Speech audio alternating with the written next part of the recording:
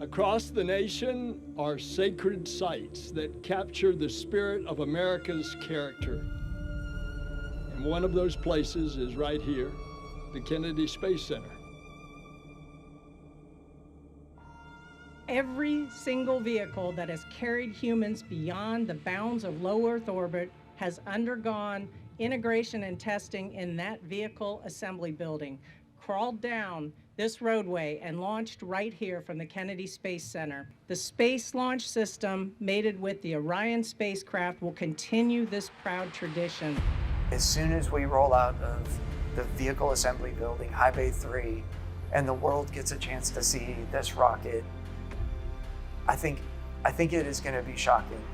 On March 17th, NASA took a giant step toward returning humanity to the moon. The fully assembled Space Launch System rocket and Orion spacecraft for the Artemis 1 mission made its debut outside the massive vehicle assembly building. We've seen the mobile launcher outside, and it's massive, but now add an over 300-foot rocket on top of it, it's just going to be amazing. Charlie Blackwell Thompson oversees the launch countdown, ultimately providing the go for launch. Entity, launch director, representing this team and all the men and women that have worked to make this day happen, I proudly give you a go to roll the Artemis launch vehicle to the pad.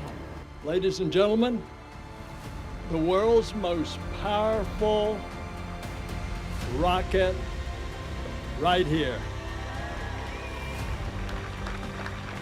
Once outside, the rocket began its nearly 4-mile journey to the pad, riding atop a 6.6 million pound crawler transporter, which was originally constructed to transport the Apollo moon rocket. In 1 year, we have completely stacked the vehicle. We've completed most of our testing, all very successful, and we are so close to launch, and the excitement is just crazy. Now NASA's new moon rocket is making the same journey the Saturn V took 50 years ago.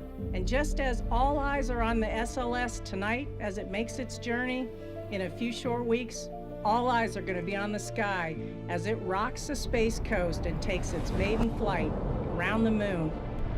It is amazing to see the culmination of all of this work of many years from many industries and many people that have come and go, to have a chance to then now see their work going over to the pad and then launching to go to the moon.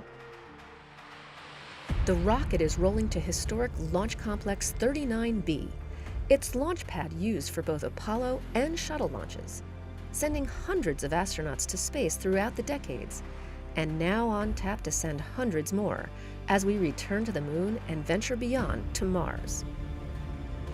But for this mission, there will be no astronauts on board. Before the uncrewed Artemis 1 stack can launch to our nearest celestial body, it has to travel to the pad for a wet dress rehearsal, a test to run the rocket, capsule, launch team, and launch pad through their paces, simulating a launch countdown. When we get to the pad team will be connecting all the interfaces between the pad and the mobile launcher so that we can go ahead and start our operations at the pad.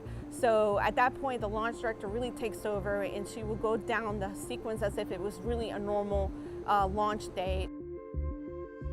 Wet dress rehearsal is essentially launch without a launch.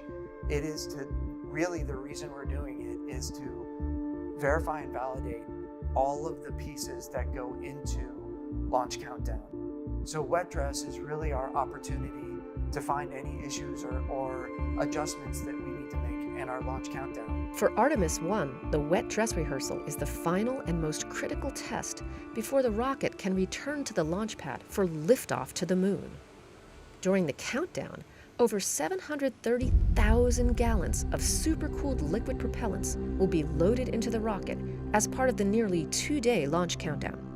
We will configure all of the ground systems exactly the way we would for launch, and we will fully load the core stage and the interim cryopropulsion stage with their liquid fuels.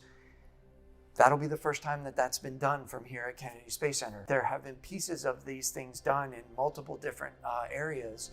We've tested all of these systems in multiple different locations, but this will be the first time where we pull it all together into all of it, all in the same progression that we've got laid out for Launch Countdown. Wet dress is the biggest milestone we have aside from launch, because that means that the rocket is now put together, has been tested separately and